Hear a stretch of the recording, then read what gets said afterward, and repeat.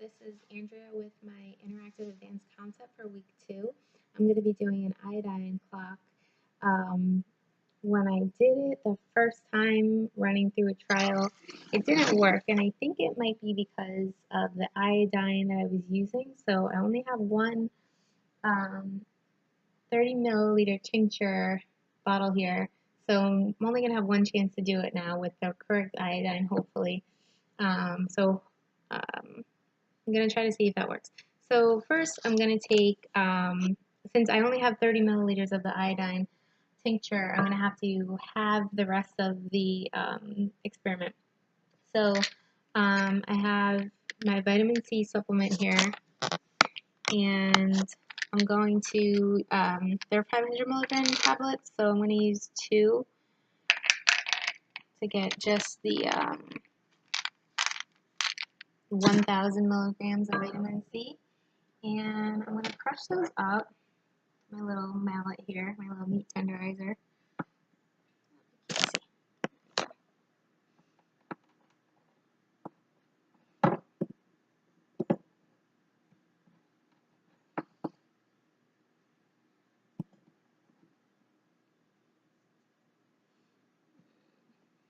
It's pretty good. Okay. And that's my measuring cup. And I'm going to do about 30 milliliters of distilled water. Rather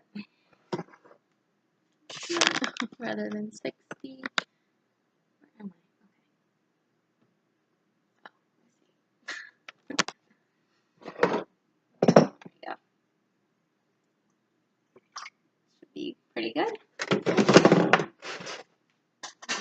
Mix that up as well as I can here, because apparently it's not just straight vitamin C, especially vitamin supplement from the store. So what I'll have to do actually is filter it through. This is pretty mixed up, but there are still little chunks. So I'm going to grab my little filter here.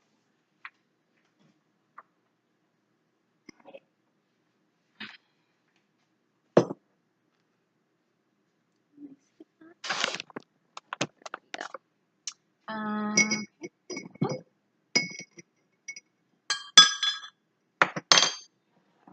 that out. Should be pretty good.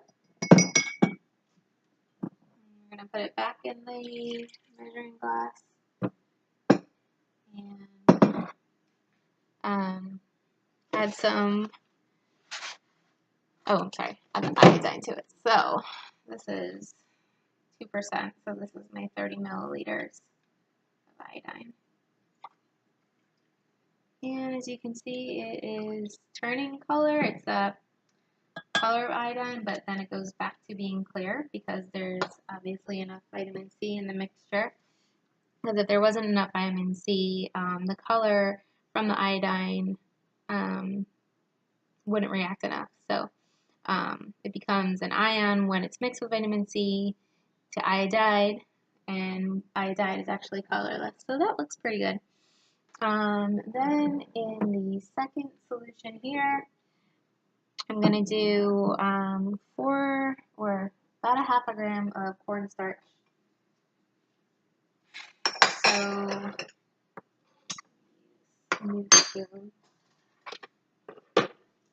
my cornstarch here, my little scale.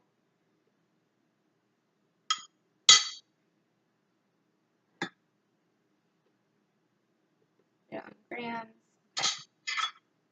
And you don't need very much. As long as this doesn't say 1, I think I'll be okay. It's still not at 1 gram. Okay, so I'm going to put the cornstarch in the cup. And then get some water, about 125 milliliters.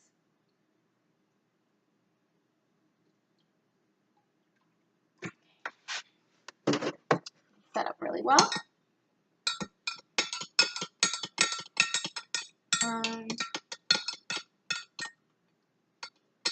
it's cloudy, but I don't think I need a filter because I don't think it would honestly do very much.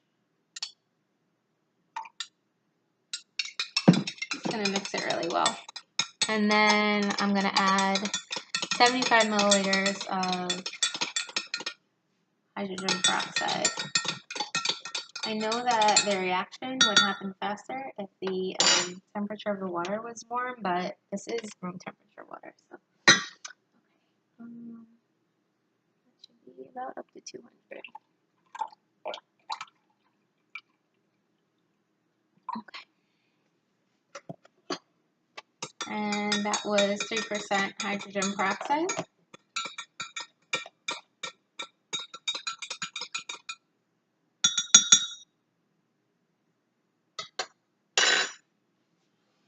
And I need to add some distilled water to this other first mixture I had going on with the iodine. So that's going to be about even with that. A little bit more. Okay. And then we're just going to mix them up and see what happens. Hopefully I did it right and it'll show me a color after mixing them for a while.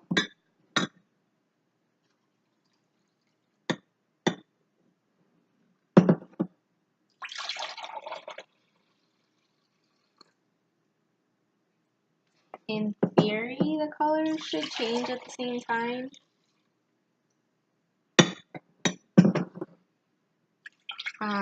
It might take a minute for it to happen, and it might happen faster if it was warmed up.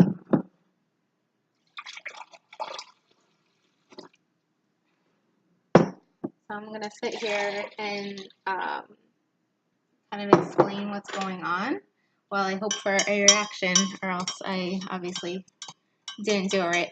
So in solution A, there's a mixture of vitamin C and the colorless I- ions and in solution B, there's a hydrogen peroxide and such. So when A and B are mixed, they start reacting, but they are competing because of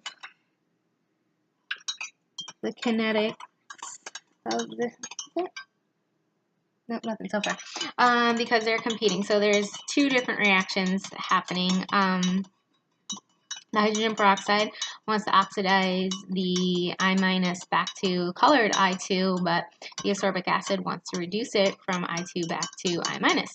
So the reaction happens really fast. Okay, so this is dark and it's kind of purple, and I'm going to call that a colored reaction, but it's just not very... Oh, yes, it worked! Oh my god, I'm so happy. So it does get that Coca-Cola. Oh my god, I'm so happy it worked.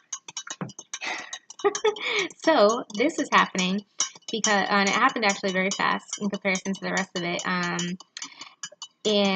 So the vitamin C is consumed due to the excess of peroxide. The I2 starts to accumulate. The I2 complexes with I- for trioxide, and then it complexes with the starch. And so only a small amount of triiodide is present in the dynamic equilibrium. So the triiodide and starch is what makes the blue iodide. So anything that accelerates the first reaction will shorten the time until the solution changes color. So probably if I increase the hydrogen peroxide concentration, I'm thinking because of the hydrogen ions, and if I had added more vitamin C, maybe I added too much vitamin C, at least, not that I added too much, but maybe if I had added less, it would have taken a shorter amount of time. And like I said before, the temperature will affect the color change. It'll become quicker because of collision theory. And there is a second order rate reaction. So I'm so happy that that actually worked. And I'm assuming that the first time it didn't work was because instead of using this iodine tincture, um, iodine, I used, where is it? I used this providone iodine solution. So I don't know what the molecular makeup that is, but that obviously didn't work. So there was clearly a huge difference in that. Okay, thanks.